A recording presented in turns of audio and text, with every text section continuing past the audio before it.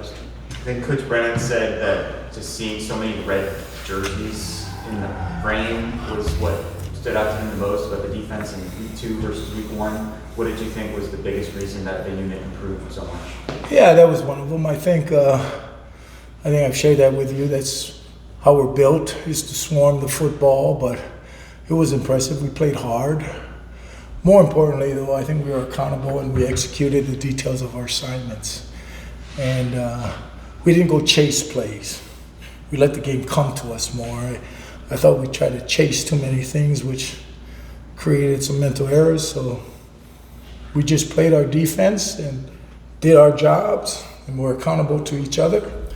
And then that brought the ball back to the guys that should have been the free hitters, and they all enjoyed themselves and got there. It was nice. It was nice. Justin and Troy. Looking at Kansas State quarterback Avery Johnson, very athletic quarterback. What's the scouting report on him, and how do you think the first couple of games prepared your defense for a quarterback like that? Well, he's very similar to the first one we lined up with. And as I've shared with you, quarterbacks with legs always, I think, is the way to go. That's why when I was on offense, if you noticed, we had Danny White because we were moving from the Georgia Southern option football game. So Danny came in to throw the ball. But I was really looking for the athletic guys that could throw, and that's why we went out and I recruited Keith Smith, who is the original Johnny Manziel, okay, and Ortiz Jenkins. Because quarterbacks with legs always puts a lot of strains on the quarterback. Everybody could be covered. Now, they create offense for you. They create momentum because now you got to get them on the ground, up in the open field. So he's got a lot of that in him. He's a good football player. He's somebody that we have to be aware of and contain him. Troy and then Brian. Kind of going off of that with Kansas State, DJ Giddings, the running back for them, seems like a very versatile player, not only in the rushing game, passing game as well. What does he bring to the table? I think they have 3 running backs that are outstanding players. And I got a lot of respect for Kansas State. I lined up against them from 2001 to 2014 when Bill Snyder, we took I got a lot of respect for that program, and they do a good job in recruiting, great depth there. So I think they have outstanding skill, across the board.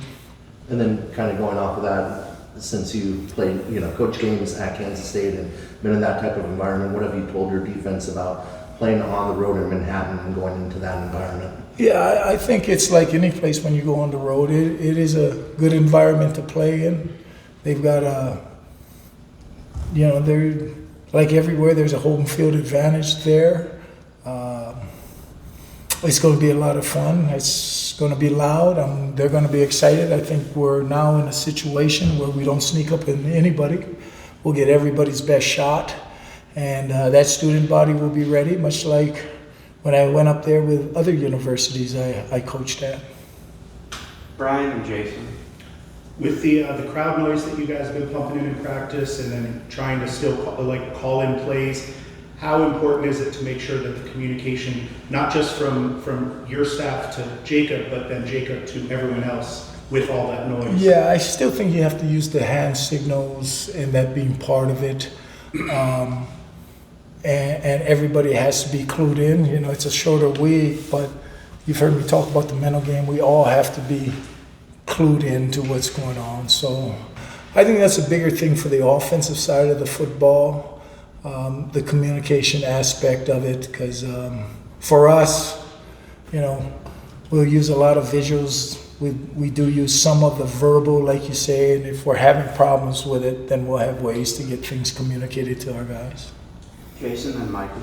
How would you assess the play of Owen Goss, just in general, what he brings to defense? Well, what I thought, this was your classic game of next man up. Losing Gunner and then losing Dalton. You just always have to be prepared. I thought he came in and did a phenomenal job, and but that's why you just always got to be ready to be called upon. And being a backup anywhere, the expectation level is, you trot out there, the expectation levels, yeah, you only got 25% of the practice reps, but we expect you to play like the starter. And I thought he came in, played hard, was very active, did his job. There was no negative plays. Was he perfect? No.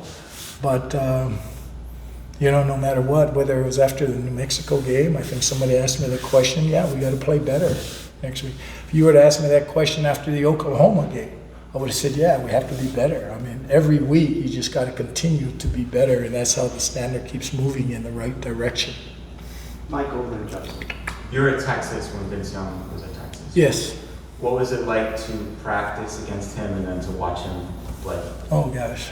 Just happy he's on our side, So, but we had a great football team there. I think arguably when you throw out who's the best football teams ever, I think that 06 Rose Bowl team of Vince Young, and I had 3 first rounders, a second rounder, and a 5th rounder in the secondary, and the 5th rounder should have been a second round, played 10 years, started for the 49ers in the Super Bowl. He just played his senior year hurt.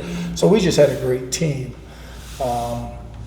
But working against VY when he was a freshman was just a great look for us. And that's what we try to instill with these guys here too. But it was always fun. So we averaged 50.3 points a game that year. So it's pretty comforting that if we could just hold them to 7 touchdowns, we could win. And then we lined up against USC in the national championship game. And we were second in scoring that year because USC averaged 50.4. So I was like, holy cow, maybe that 7 touchdown thing might happen. Not really. I knew it was going to be a hell of a game, and it was. That SC Texas game was a lot of fun to be part of. Justin? With their running backs and just their system, is there an opponent, whether it's this year or last year, that their offense reminds you of? The quarterback's legs is the biggest thing. So the Pac-12, the young man that was at Washington State that's now there was very elusive in the pocket that kept plays alive. He's a little bit of that. He's much more like the young man at New Mexico, where when he gets into the open field, this one's faster than the other one. The other one had just really quick feet, very elusive. But this one can get downhill and hurt you with his legs. So nobody really jumps off the screen from a year ago, but I have lined up with guys like this. A young RG3 was like that, where he would run 4.3. Once he got like VY is later in his career where he could spin it and complete 70%, it's just, they get hard to defend, man. Michael and then Jason. Chase Kennedy's had a nice start to his career here at Arizona, kind of similarly built to Russell Davis, not the biggest guy. What do you think makes Chase an effective player? Great motor, just really practices and plays hard. And all the great pass rushers I've been around, the Brewskis, the Rakapos, I can drop some names on you. There's athletic ability, but it's the motor, the relentless pass rush, just keep going, and he's a relentless football player, really learning the system. So, having that kind of speed on the field also helps you now when you're chasing down quarterbacks, or there are other skilled running backs that can really run when they get out on the perimeter. Last question, Jason. When you're watching film at K-State, do you go back to last year's games with Avery as well? Do I go back to which one? I'm sorry. Last season's games as well. You watch film on those, and I'm just kind of curious. They have a new offensive coordinator. Correct. Have you seen differences? Well, that's where you always go. Like the opener had a brand new offensive coordinator, so you have to go search where they've been, what staffs have they been on, when he wasn't the OC, who influenced them. So you have to keep digging.